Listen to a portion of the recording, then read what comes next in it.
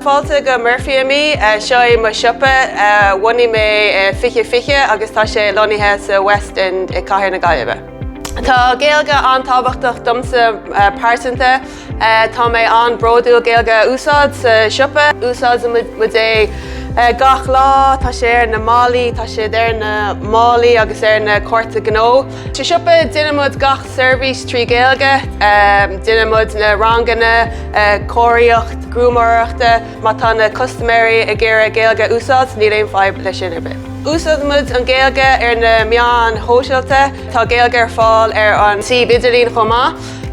Dagra mud comórtas filiochta nó gearscéil de gasúirs na bunscoil timpeall ar Cathair na Gaillimhe, nó go bheithach siad go bhfuil tú ná an Gaeilge úsáid tíbe mud in scóil agus tíbe mud de ábhar eile.